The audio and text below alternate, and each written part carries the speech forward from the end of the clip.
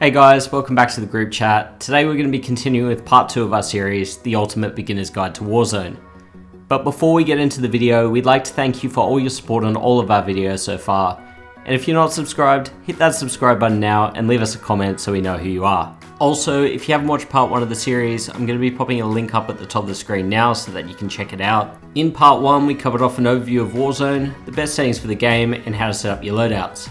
Today, we're going to be getting a little bit more advanced and cover off early game strategies, how you should be thinking about your rotations, and what you should be prioritizing in the first 2 circles of the match in order to set yourself up with the best chance of winning.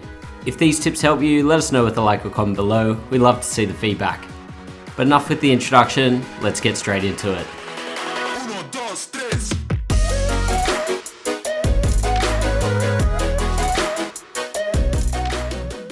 The first questions you'll be asking yourself when entering game of Warzone is where and when to drop.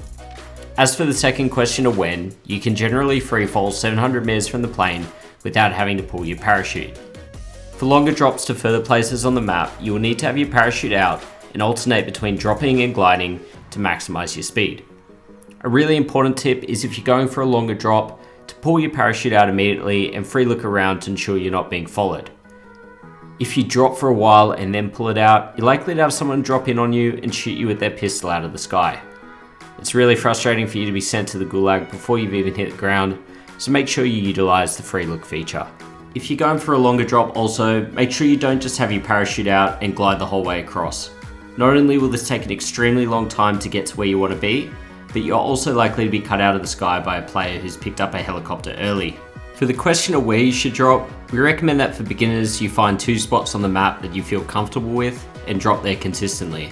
One on the north side of the map and one preferably on the middle south side. Much of the early game is heavily RNG dependent, and knowing a drop spot in and out will enable you to negate some of this RNG and get an advantage on your opponent. For those wondering, our favourite drop spot in the north is Quarry and our favourite drop spot in the middle south is Hospital.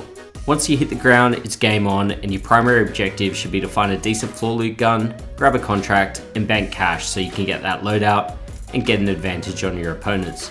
Don't get too married to looting for guns, as the immediate goal should always be to replace them by getting enough cash to get a loadout.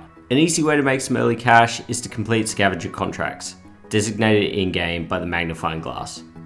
These contracts send you on a quest to find 3 loot boxes, with the third invariably giving you an armor satchel and a big chunk of cash to go along with the money you get for completing the contract. If you finish one of these early, you should be pretty close to buying your loadout already, and this is where the fun begins as you can start to put pressure on your opponents. One of the biggest tips that I can give to beginners is to engage in gunfights as much as possible. Look, we get it, when you're new to the game and you're not that confident, you'd probably prefer to keep your distance and avoid confrontations. We strongly advise against this, and guess what?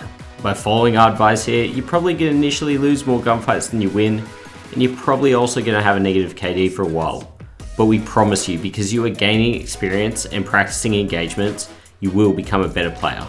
In fact, you'll become a much better player than you would if you just go the safe route of sitting in a hallway at the top of some stairs for the whole game, only to come 15th when the circle forces you to move. If there's one thing I want you to take away from this video, it's this. As a beginner, try to get involved as much as possible. Run towards gunshots, run towards red dots on the mini-map, not away from them. That being said, don't run in blindly. As you're approaching the engagement, have a plan of how you want to engage, and don't be afraid to dip out if the plan goes awry. Always look to position yourself to give yourself the advantage, whether that's taking the high ground or just positioning yourself behind some sort of cover. It goes without saying, but sometimes needs to be said, that the less of your body that the opponent has to aim at, the harder it is for them to hit their shots. Okay, so we've got our loadout, we've put pressure on other players, and we've got some early kills. Now what? Well, you have to navigate the closing circle and potentially maneuver across the map without getting killed. I would argue that Warzone in general punishes movement, but it especially punishes dumb movement. There's a whole heap of things that need to be considered when rotating to ensure you stay alive. The first is, where are my opponents at the current point in time? Despite the fact that there can be a lot of downtime between kills, Warzone is a game where you need to be constantly scanning the minimap and have awareness of where teams potentially are in relation to you. Make notes on the map of where you see red dots, do the mental math of whether you can beat that team to potential power position, and be able to put them under pressure from it. Think about whether it's safe to rotate a certain way, or is it going to put you in the middle of several teams. In summary, this is what you need to remember. Epstein didn't kill himself. Okay, so that's important, but what I really meant to say is always be thinking of what's going to give you an advantage on the other team. The second point to consider regarding rotations is to think about them from the moment you drop. Remember how I mentioned having 2 drop zones? Well, this is because the map is elevated on the northern side, meaning it's very difficult to rotate from the south if the circle pulls north without a vehicle. If you're rotating on foot, you'll invariably run into teams that have the high ground on you, and through Infinity Ward's poor map design, you'll sometimes have to run 50 meters to the right and then 50 meters to the left because you can't climb over some rocks. Rant aside, basically what I'm saying is that if the circle is north, it's better to start north than fight the natural inclination of the map. If you're rotating by vehicle, it's also pretty important that you run a trophy on that vehicle.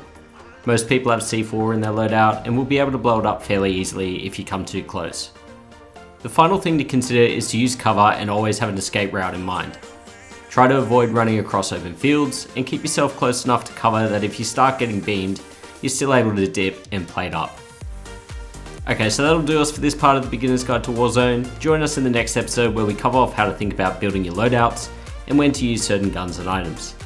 If you want more of us, subscribe to our channel and check out our other content. The channel is a mixture of coaching, memes, and all-round quality gameplay.